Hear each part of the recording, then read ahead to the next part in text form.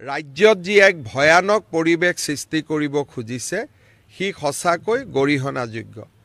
আজি বাস্কাৰ কাৰাগাৰৰ সন্মুখত যি ঘটনা ঘটিছে সি সঁচাকৈয়ে অত্যন্ত দুখজনক আৰু আমি সকলোৱে অত্যন্ত মনো কষ্ট পাইছোঁ। কাৰণ অসমৰ দৰে এখন সভ্য দেশত বা ভাৰতৰ দৰে এখন সভ্য দেশত ন্যায় প্ৰদানৰ প্ৰক্ৰিয়া সম্পূৰ্ণ কৰাৰ বাবে আদালতৰ ওপৰত আমি সদায় আমাৰ বিশ্বাস ৰাখিবই লাগিব। মহাত্মা গান্ধীৰ মৃত্যুৰ পিছতো ন্যায়ৰ প্ৰক্ৰিয়া হৈছিলে আৰু নাথুৰাম গডছেক শাস্তি দিবলৈও তেতিয়াও ন্যায়ালয়ে এবছৰৰ পৰা 2 বছৰ সময় লৈছিলে।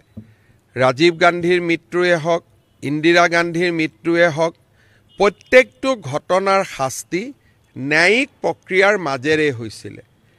আজি ৰাজনৈতিক দলসমূহে ৰাইজক, সাধাৰণ ৰাইজক যি সঁচাই জুবিনক প্ৰাণ ভৰি ভাল পায়, জুবিনক প্ৰাণৰ শিল্পী, জুবিনক আপোন বুলি ভাবে, আমাৰ দৰে অসংখ্য যি জুবিনৰ অনুৰাগী তেওঁলোকক উত্তেজিত কৰাৰ বাবে যি প্ৰচেষ্টা, মই ভাবোঁ যে ই সঁচাকৈয়ে অসমৰ স্বাৰ্থত নহয়, ই বহু দিনলৈ অসমক ক্ষতি কৰিব। CA আন্দোলনে যেনেকৈ অসমক বহু দিনলৈ ক্ষতি কৰিছিল, এই ব্যৱস্থাটোৱে অসমক বহু দিনলৈ ক্ষতি কৰিব। মই ৰাইজক আহ্বান জনাম যে যাৰ ৰাজনৈতিক উদ্দেশ্য আছে তেওঁলোকক ৰাজনীতি কৰিব দিয়ক, কিন্তু সাধাৰণ জনতাই ন্যায়ালয়ৰ ওপৰত বিশ্বাস ৰখা উচিত আৰু অসম পুলিচে নিৰ্ধাৰিত সময়ত তদন্ত শেষ কৰি ন্যায়ালয়ৰ সন্মুখলৈ জুবিনৰ ঘটনাত দোষী সকলোকে ন্যায়ালয়ৰ সন্মুখলৈ লৈ যাব। চলিয়ে হিন্দী মে আৰু क्या চলিয়ে সেই বিষয়ে আমাৰ ইতিমধ্যে প্ৰক্ৰিয়া চলি আছে। যোৱাকালি ছিংগাপুৰে আমাক বিচাৰিছিলে যে SITৰ কোন কোন আৰক্ষী বিষয়া ছিংগাপুৰত যাব আৰু আলোচনাৰ বিষয়বস্তু কি হ'ব। যোৱাকালিয়ে ভাৰত চৰকাৰৰ বৈদেশিক মন্ত্ৰালয়ে ছিংগাপুৰ কৰ্তৃপক্ষক জনাইছে যে অসম পুলিচৰ এই 2জন আৰক্ষী বিষয়া যাব খোজে আৰু ডিছকাশ্যনৰ এজেণ্ডা এই 4টা পইণ্ট। গতিকে এই ক্ষেত্ৰত ছিংগাপুৰ কৰ্তৃপক্ষই গ্ৰীণ ছিগনেল দিলেই বা তেওঁলোকে সঁহাৰি জনালে আমি তেওঁলোকক পঠিয়াব পাৰিম। ছিংগাপুৰ পুলিচেও তদন্ত প্ৰক্ৰিয়া চলাই আছে আৰু তেওঁলোকৰ আদালততো ছিংগাপুৰে 3 মাহৰ ভিতৰত অভিযোগনামাই হওক বা ক্লোজাৰ ৰিপৰ্টে হওক তেওঁলোকেও তেওঁলোকৰ আদালতত 3 মাহৰ ভিতৰত দিয়াৰ যিটো নিয়ম, ভাৰতত যেনেকৈ 3 মাহৰ ভিতৰত দিব লাগে, ছিংগাপুৰতো 3 মাহৰ ভিতৰত দিব লাগে। আৰু ছিংগাপুৰৰ ডেপুটি হাই কমিশ্যনাৰে মোক আশ্বাস দিছে যে আমাৰ তদন্তৰ প্ৰতিবেদনো আমাৰ কোৰ্টত আমি নিৰ্ধাৰিত সময়ৰ ভিতৰত দিম আৰু সেই যিটো শুনানি হ'ব তাৰ পিছত সেইটো ৰাজহুৱা হয়, তাত যিকোনো মানুহে তাত অংশগ্ৰহণ কৰিব পাৰে। তেওঁলোকে কৈছে যে খালি ইনভেষ্টিগেশ্যন চলি থকা সময়ত আমাৰ পুলিচে কথা নকয়, সেইটো আমাৰ নিয়ম। আৰু সেইটো কাৰণেই আমাক তেওঁলোকে অসমৰ ৰাইজক আহ্বান জনাইছে যে বিশ্বৰ ভিতৰতে ছিংগাপুৰ পুলিচৰ এটা নাম আছে তদন্তৰ ক্ষেত্ৰত, ছিংগাপুৰ পুলিচৰ ওপৰত যাতে বিশ্বাস ৰাখে তাৰ কাৰণে ছিংগাপুৰৰ হাই কমিশ্যনাৰে মোক আজি আহি ৰিকুৱেষ্ট কৰিছে যে অসমৰ ৰাইজে হিচাপ চালে দেখা পাব যে ছিংগাপুৰৰ পুলিচ কিমান মেটিকুলাছ আৰু কেনেকৈ কাম কৰে। সেইকাৰণে আমাক কেইটামান দিনলৈ আমাৰ ওপৰত বিশ্বাস ৰাখক। যদি যোৱাৰ অনুমতি দিয়ে আমি নাই, ইয়াতটোতো যুটীয়া তদন্তটো 2খন দেশৰ মাজত যুটীয়া তদন্ত নহয়, তদন্তটো আদান প্ৰদান হয়। তেওঁলোকে যিখিনি তদন্ত কৰিছে সেইখিনি আমাক জনাব, আমি যি তদন্ত কৰিছোঁ তেওঁলোকক জনাব। কোনো এখন আদালতে যুটীয়া তদন্ত স্বীকাৰ নকৰে। তদন্ত সদায় কোনোবা এখন ৰাজ্যৰ পুলিচ হ'ব লাগিব, কিন্তু সেইখন ৰাজ্যৰ পুলিচে আহৰণ কৰা তথ্য আন এখন দেশ বা প্ৰদেশৰ আদালতে তাক গ্ৰহণ কৰে। গতিকে তথ্যৰ আদান প্ৰদান হ'ব আৰু ছিংগাপুৰে কৈ আছে যে তাৰ কাৰণে আপোনালোকে অলপ সময় অপেক্ষা কৰিব লাগিব। চাওক, মই এইটোৱে প্ৰতিক্ৰিয়া দিম যে প্ৰত্যেকটো পৰ্যায়তে এছাম লোকে মানুহক প্ৰভোগ কৰিবৰ বাবে যিমান তলত যাব পাৰে সিমান তললৈকে গৈছে। তাৰ কোনো সীমা সংখ্যা নাই। প্ৰত্যেকটো কথাতে ইটো হ'লে ইটো কিয় হ'ল, ইটো কিয় নহ'ল। ৰাতিপুৱা যদি আদালতেও আমাক অৰ্ডাৰ দিছে যে আপোনালোকে আন এখন জেলত ৰাখক, অমুকখনত কিয় লৈ গ'ল, তমুকখনত কিয় লৈ নগ'ল। যদি কোনোবাই যদি সুপ্ৰিম কোৰ্টত এখন পিটিশ্যনো দিছে, পিটিশ্যনখন গ্ৰহণ কৰা নাইয়ে সুপ্ৰিম কোৰ্টে, কেনেকৈ পিটিশ্যনখন দিব পালে। যিখন পোষ্টমৰ্টেম আমাৰ হাতত নাই তেনেকুৱা এখন পোষ্টমৰ্টেমো সংবাদ মাধ্যমত উলিয়াই দিলে। তাৰমানে এটা মহলে নিৰ্বাচনৰ পূৰ্বে অসমক অশান্ত কৰাৰ বাবে অহৰহ প্ৰচেষ্টা চলাই আহিছে আৰু বাস্কাৰ ঘটনা তাৰে অংগ। সাধাৰণ মানুহে একো বুজি নাপায়।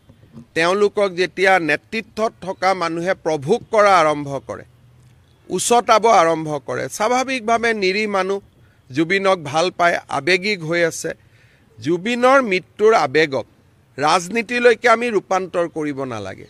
যিটো কথা মই প্ৰথমৰ পৰাই কৈ আছোঁ যে জুবিনৰ মৃত্যুটো কাৰো বাবে ৰাজনৈতিক আশীৰ্বাদ হ'ব নোৱাৰে যে এতিয়া এইটো ঘটনা হ'ল আৰু এইটোকে হাতত ধৰি মই ইলেকশ্যন জিকি যাম। এতিয়া গোটেই অসমত পৰিৱেশটো কেনেকুৱা হৈছে যে জুবিনৰ ঘটনাটো হ'ল, এইটো আমি মেইনটেইন ৰাখিব লাগে আপ টু এপ্ৰিল, যাতে এইটোৱে আমাক ইলেকশ্যন জিকাই দিয়ে।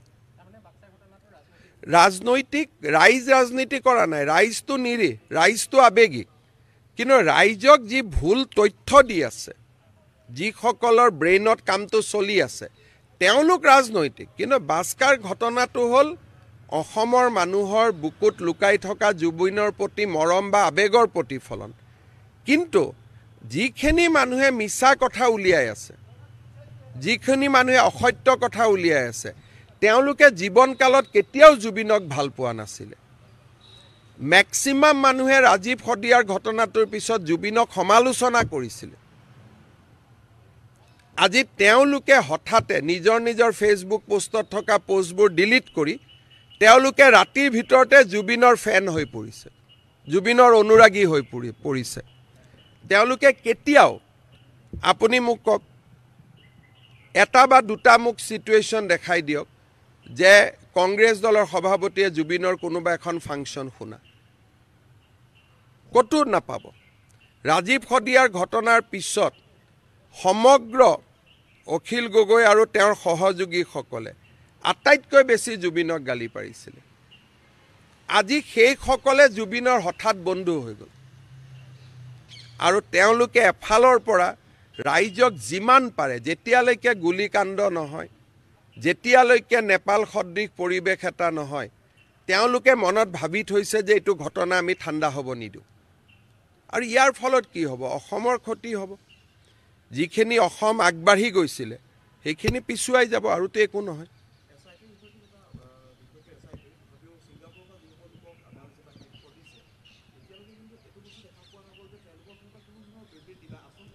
বিবৃতিটো নিদিয়ে নহয় কোৰ্টৰ, তেওঁলোকক দিয়াতো আমি আপত্তি কৰা নাই। সাংবাদিকে তেওঁলোকক সুধিলে তেওঁলোকে কথা ক'ব, কিন্তু আমি যিখিনি জানিব লগা আছে সেইখিনি তেওঁলোকে SITকো দিছে। SITৰ পৰা আগবাঢ়ি গৈ তেওঁলোকে আদালতো দি আহিছে। 164 ষ্টেটমেণ্ট বুলি কয়। তেওঁলোকে ছিংগাপুৰৰ পৰা যিসকল আহিছে তেওঁলোকে অকল SITতে ষ্টেটমেণ্ট দি ক্ষান্ত হোৱা নাই, তেওঁলোকে তাতকৈও আগত গৈ আদালতৰ সন্মুখত গৈ ষ্টেটমেণ্ট দিছে। সাংবাদিকৰ, কোনোবাই সাংবাদিকক কথা কয় নকয়, আৰু বৰ্তমান অসমত এইটো পৰিৱেশ যে সাংবাদিকক কিবা এটা কথা ক'লে লগে লগে তাৰ এটা বেলেগ বেলেগ ধৰণৰ কমেণ্ট উলিয়াই ইফালে সিফালে গণ্ডগোল হৈ যায়। কাৰণ অসমত সেই পৰিৱেশটো বৰ্তমান নাই। গতিকে তেওঁলোকৰ যিটো দায়িত্ব, SITত ষ্টেটমেণ্ট দিব লাগে, দিছে। তেতিয়া আমি SITয়ে কৈছোঁ এইখিনি কথা আপুনি কোৰ্টত ক'ব পাৰিবনে নাই? বোলে যাম। কোৰ্টতো গৈ ষ্টেটমেণ্ট দিছে। আকৌ আমি কৈছোঁ আকৌ এবাৰ মাতিলে আহিব নাই? বোলে আহিম। গতিকে তেওঁলোকে তেওঁলোকৰ দায়িত্বখিনি এতিয়ালৈকে পালন কৰিছে। আজি গোটেইকেইজন আহি গ'ল, ৱাজিদ বুলি এজন আছিলে, তেওঁ মাত্ৰ অহা নাই, বাকী গোটেই 10 জনে আহিলে। গতিকে তেওঁলোকে আদালতত গৈও তেওঁলোককতো নিৰাপত্তাটো দিবই লাগিব। এইবিলাকতো ব্ৰাইট অসমীয়া ল'ৰা ছোৱালী নহয়, যদি কোনোবাই কিবা এটা কৰি দিয়ে। এইবিলাকতো জুবিনৰ অনুৰাগী হয়, জুবিনৰ অনুৰাগী, আৰু লগতে তেওঁলোক ছিংগাপুৰত আছে। অসমৰ বহুত চোকা চোকা ল'ৰাও তাৰ মাজত আছে, দোষী নিৰ্দোষী পিছৰ কথা। তেওঁলোকক যদি অসমত মাতি আনি এই বাস্কাৰ দৰে ঘটনা এটা হ'লেহেঁতেন দায়িত্ব কোনে ল'ব? মই অসমীয়াকহে নিৰাপত্তা দিছোঁ, বেলেগকতো দিয়া নাই। গতিকে আপোনালোকে যদি ভাবে কাকো পুলিচে নিৰাপত্তা দিব নালাগে, তাৰমানে অসমখন কি হ'বগৈ? সভ্যতাৰ বধ্যভূমি হৈ নাযাব জানো? নাই, যি নহওক, এইবিলাক প্ৰশ্নই এনেকুৱা প্ৰশ্নই মানুহক উত্তেজিত কৰি দিয়ে যে নিৰাপত্তা দি লৈ আহিছে। নিৰাপত্তা দিবলগীয়া পৰিৱেশ এটা অসমত আছে কাৰণেহে নিৰাপত্তা দিছে। নিৰাপত্তাটোতো কাৰোবাৰ কাৰোবাক লুকাবৰ কাৰণে নিৰাপত্তা দিয়া নাই। তেওঁলোকক এইকাৰণেই নিৰাপত্তা দিয়া হৈছে কাৰণ তেওঁলোক নিৰাপত্তাৰ যোগ্য। আজিৰ দিনত যিটো পৰিৱেশ আছে, ৰাস্তাত যদি চিটি বাছ এখনত ঘূৰি আহে, তেওঁলোককতো আজি কি অৱস্থা হ'ব পাৰে, আজি বাস্কাৰ ঘটনাই প্ৰমাণ কৰিছে যে নিৰাপত্তাৰ কিমান প্ৰয়োজন আছে। আজি বাস্কাৰ ঘটনাটোৱে প্ৰমাণ কৰিছে যে অসম পুলিচে নিৰাপত্তা দিয়াৰ সিদ্ধান্তটো শুদ্ধ আছিল। নহ'লে তেওঁলোকৰ মাক বাপেকক মই কি উত্তৰ দিলোহেঁতেন? গতিকে আপোনালোকে যিটো বিচাৰি আছে বা অসমত বহু সংখ্যক ৰাইজে যিটো বিচাৰি আছে, সেনেকুৱা যদি অসমৰ পৰিৱেশ হয়, অসমত এজনো পৰ্যটক নাযাব, অসমত কোনো মানুহে নাযাব যে ইয়াতে গ'লে এনেকুৱা ঘটনা হ'ব পাৰে। আজি যিটো বাক্সাত হৈ আছে, আৱেগিক হৈ আছে, কিন্তু যদি কিবা কাৰণত সি আৰু এক কদম আগুৱাই যায়, এতিয়াও মই নাজানো, যদি কোনোবা জেলৰ ভিতৰত হৈ যায়, 5-6টা মানুহকে মাৰি পেলাই গুচি আহে, কেনেকুৱা অসমৰ কি হ'ব কালিৰ পৰা? কালিৰ পৰা বস্তুটো জুবিন গাৰ্গতটো নাথাকিব, কালিৰ পৰা বস্তুটো অসমৰ ওপৰত আহি যাব যে অসমৰ মানুহে নিজৰ অসমীয়াৰ ওপৰতে ছিংগাপুৰৰ পৰা আহিছিলে ষ্টেটমেণ্ট দিবৰ কাৰণে, আৰু ছিংগাপুৰৰ পৰা অহা অসমীয়া মানুহকেইজনক এনেকুৱা কৰিলে। গতিকে সেইখিনি দায়িত্বটো পুলিচৰ থাকিবই লাগিব না। পুলিচে যদি মিনিমাম দায়িত্ব পালন নকৰে কেনেকৈ হ'ব? কিন্তু তেওঁলোকে আপোনালোকৰ আগত ষ্টেটমেণ্ট দিয়াৰ প্ৰয়োজন নাই, তেওঁলোকে ষ্টেটমেণ্ট দিব লাগে আদালতত। আদালতততো দি গৈছে। Thank U.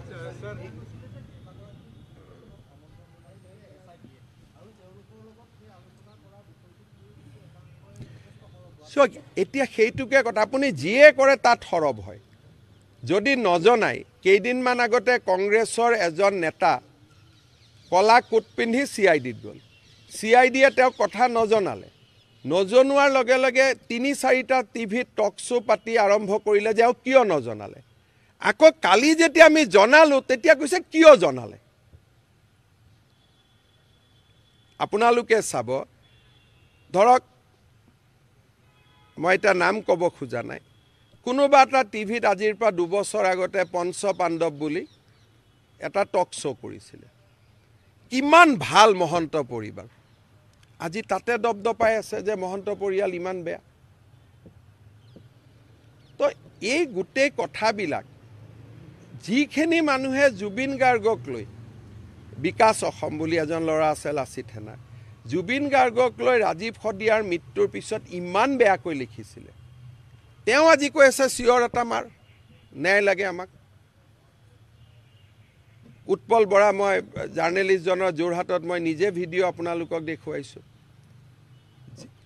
যিসকল মানুহে আজি জুবিন গাৰ্গক ক'ভিডৰ সময়ত আক্ৰমণ কৰা গোটেইকেইজন ল'ৰা কোনটো ৰাজনৈতিক দলৰ আছিলে? জুবিন গাৰ্গে কোনখন বাতৰি কাকতৰ প্ৰৱেশদ্বাৰত গৈ কৈছিল এইখন বাতৰি কাকত মই বন্ধ কৰি দিম, ইয়াত কোনো সঁচা কথা নিলিখে? আজি সেইবিলাকে হঠাৎ জুবিনৰ অনুৰাগী হৈ গ'ল। প্ৰশ্নটো তাতে। আজি হঠাৎ সব জুবিনৰ অনুৰাগী হ'ল। জুবিনৰ অনুৰাগী মই আজি মোৰ কথা আপোনালোকে লিখি ৰাখক ২৬ এপ্ৰিলত যিদিনাখনে ভোট গ্ৰহণ হৈ যাব এই এজনো মানুহ জুবিনৰ লগত নাথাকে।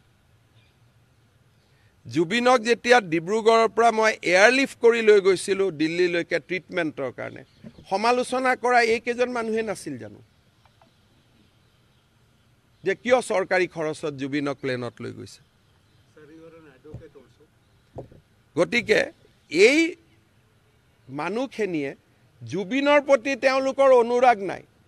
তেওঁলোকৰ এটাই কথা যে ২৬ ইলেকশ্যনত জুবিনৰ নাম লৈ আমি জিকিব লাগে, চিম্পল।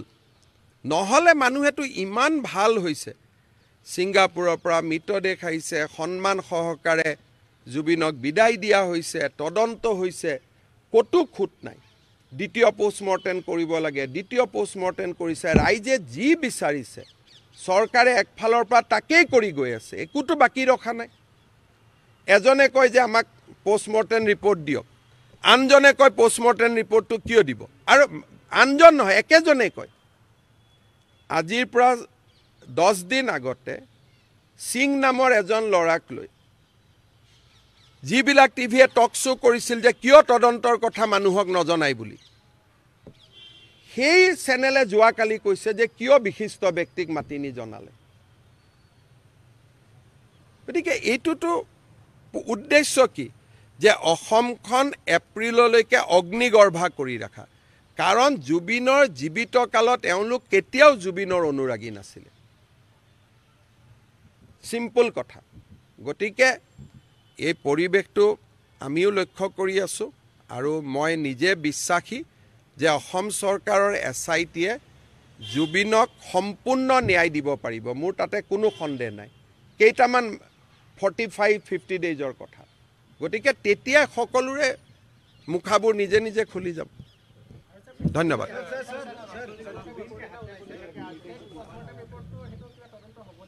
এতিয়া কাক তদন্ত কৰিলেতো কাক ধৰিব লাগিব? এইখন উৎপল শৰ্মাই কালি সেইখন পোষ্ট কৰিছে, লুৰিণজ্যোতি গগৈয়ে পোষ্ট কৰিছে।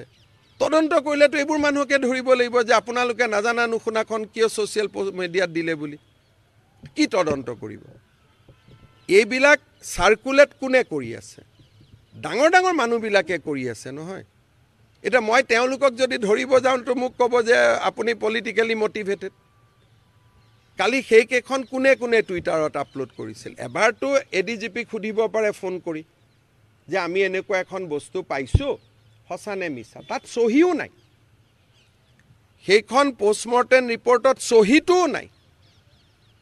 আৰু চহী নোহোৱা পোষ্টমৰ্টেম ৰিপৰ্ট এটা সকলোৱে ছ'চিয়েল মিডিয়াত দি কৈছে এখন সঁচা নে মিছা কওক। তাৰমানে কি? আপুনিতো জনাই দিলে মানুহক। যদি আপোনালোকে লগে লগে মুন্না গুপ্তাক ফোন কৰিলেহেঁতেন, আৰু তাত তেওঁলোকে ফোন ধৰিলে কোনে ফোন নুঠালেহেঁতেন যে আমি এখন এনেকুৱা পোষ্টমৰ্টেম পাইছোঁ, সঁচা নে মিছা? মই যেতিয়ালৈকে ৰাতি খবৰটো পাওঁ চবেইতো ছ'চিয়েল মিডিয়া দিয়েই দিলে। এতিয়া কি তদন্ত কৰিব? তদন্ত কৰিলে কাক ধৰিব লাগিব? কোনোবা সাংবাদিক, কোনোবা সম্পাদক, কোনোবা ছাত্ৰ নেতা, কোনোবা যুৱ নেতা, কোনোবা ৰাজনৈতিক নেতাক। গতিকে আজিৰ দিনত যদি আমি অসমক অশান্ত কৰিব খোজা নাই আৰু জুবিনক ন্যায় দিব বিচাৰিছোঁ, তেতিয়াহ'লে আমি ৰেষ্ট্ৰেইন হ'ব লাগিব। আমি সিদ্ধান্ত ল'ব লাগিব যে এই পুলিচক আমি বিশ্বাস কৰিছোঁ, আমি আৰু এইকেইটা দিন কথা নকওঁ। যদি প্ৰত্যেক দিনাই একোজন বিশেষজ্ঞই কমেণ্ট দি থাকে, তদন্ত কেনেকৈ হ'ব? ৰাজীৱ গান্ধীৰ মৃত্যুৰ পিছততো কংগ্ৰেছে ইমান কেতিয়াও কমেণ্ট দি থকা নাছিল। ইন্দিৰা গান্ধীৰ মৃত্যুৰ পিছততো কংগ্ৰেছে কেতিয়াও কমেণ্ট দি থকা নাছিল। তেতিয়াহ'লে কংগ্ৰেছে জুবিনৰ ওপৰত কিয় কমেণ্ট দি আছে? তেওঁলোকৰ নিজৰ নেতাৰ হত্যাৰ পিছতোতো তেওঁলোকে কমেণ্ট দিয়া নাছিলে, সদায় কৈছিলে যে পুলিচক কামটো কৰিব দিয়ক বুলি। আজি ২৬ ইলেকশ্যন নাথাকিলেতো কোনেও একো নকৰিলেহেঁতেন। গতিকে এইটোতো গোটেই it has become a election issue. এইটোতো এটা ইলেকশ্যনলৈকে ৰূপান্তৰ কৰিছে। আৰু জুবিনৰ জীৱিত কালত যিবিলাক অনুৰাগী আছিল তেওঁলোকে দুখ পাই আছে। মৃত্যুৰ পিছত হোৱা অনুৰাগীখিনিক লৈ সমস্যা বেছি হৈছে। মই আপোনাক নিজে ক'লোঁ পঞ্চপাণ্ডৱ কোন টিভিত ওলাইছিলে টক শ্ব' আপোনালোকে নিজে চাই ল'ব। গোটেই মহন্ত ফেমিলিৰ কথা লৈ পেলাই আজি তেওঁলোকে দিনে ৰাতি আমাক সমালোচনা কৰি আছে। হ'ব